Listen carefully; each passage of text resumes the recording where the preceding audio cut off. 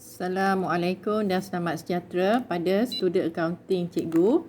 Ya. Okey, hari ini kita masih lagi modul 4 buku catatan pertama, dan hari ini cikgu akan ajar beberapa dokumen perniagaan yang perlu kita rekodkan ke dalam jurnal penerimaan tunai. Okey, baik, sebelum kita mulakan dengan contoh soalan, okey, kita imbas semula apa dia dokumen perniagaan yang menjadi sumber maklumat bagi jurnal penerimaan tunai. Okey, yang pertama, cikgu harap student accounting masih lagi ingat yang pertama ialah mesti bil tunai salinan. Yang kedua, resit salinan. Yang ketiga, slip bank. Yang keempat, slip daftar tunai, dan yang kelima, makluman kredit. Kalau kita terima kelima-lima jenis dokumen perniagaan ini, kita perlu rekodkan dalam jurnal penerimaan tunai. Okey, baik, ini adalah contoh soalan jurnal penerimaan tunai. Dokumen-dokumen yang berikut diperoleh daripada gedung pakaian Arisa yang menjual pakaian di Bandar Kajang, Selangor. Jadi tuan punya perniagaan ialah gedung pakaian Arisa. Daripada nama saja, jadi kita boleh ketahui yang barang niaga bagi gedung pakaian Arisa ialah pakaian. Dia menjual pakaian. Jadi ingat apa-apa saja yang berkaitan dengan pakaian, dia adalah barang niaga. Okey. Ini adalah dokumen yang pertama yang dipunyai oleh gedung pakaian Arisa. Kita analisis dulu dokumen perniagaan ini. Okey.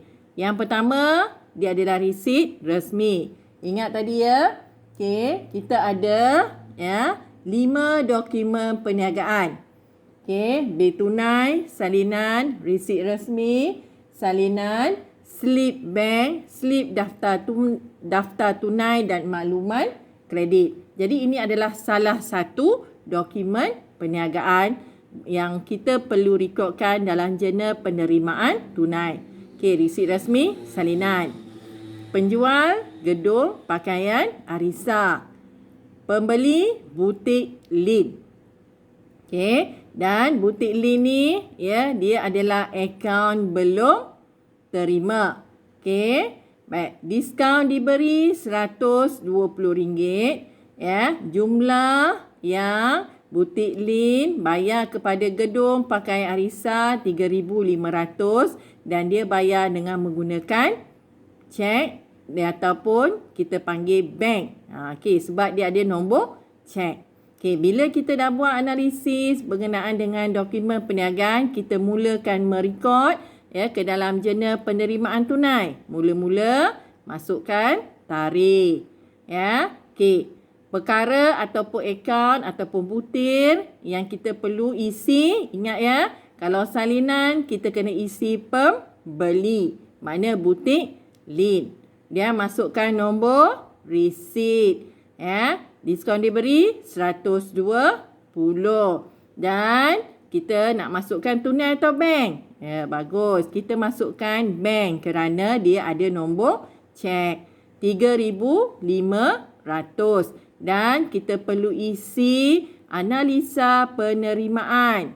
Oleh sebab butik Lin ialah akaun belum terima, kita kena analisa dia sebagai akaun belum terima. Masukkan RM3,500. Okey.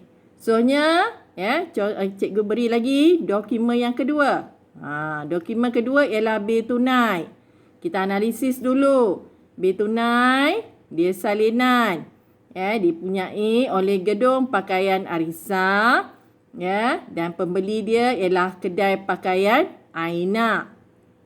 Tetapi dokumen perniagaan ini ialah bil tunai. Okey, kita tengok adakah kedai pakaian Aina ni beli barang niaga? Ya, dia beli baju kurung moden, baju kebaya nyonya. Okey, oleh sebab dia adalah barang niaga, dan bil tunai dia adalah jualan tunai. Jumlah dia RM1,700, dan dia bayar dengan menggunakan cek. Okey, jadi sekarang kita dah analisa ya, dokumen perniagaan yang kedua. Okey, kita mula merekod. Masukkan tarikh 11 hari bulan Mei. Okey. Akaun ataupun perkara. Apa kita perlu tulis? Ya, kalau resip rasmi tadi kita tulis nama pembeli. Kalau bil tunai, ya, berkaitan dengan barang niaga, kita kena tulis jualan. Okey, masukkan nombor resip, ya. Kemudian masukkan, ya, jumlah di ruangan bank 1,700 dan analisa dia ialah jualan. Okey, kita bergerak dokumen, ya. Cikgu bagi lagi contoh. Satu lagi, dokumen perniagaan yang ketiga ialah slip daftar tunai. Okey, bila kita nampak je slip daftar tunai, ya. Okey, penjualnya ialah Gedung Pakaian Arisa. Okey, dan kita lihat dia berkaitan dengan barang niaga, ya. Bermakna kita sedang membuat jualan tunai. Okey, jumlah dia ialah RM70 dan dia bayar dengan menggunakan tunai. Okey, bila dah buat analisa, ya, kita mula merekod. Masukkan tarikh 18 Mei. Butir. Butir tetap sama, ya. Sama seperti bil tunai tadi. Kalau slip daftar tunai, ya, kita tulis jualan.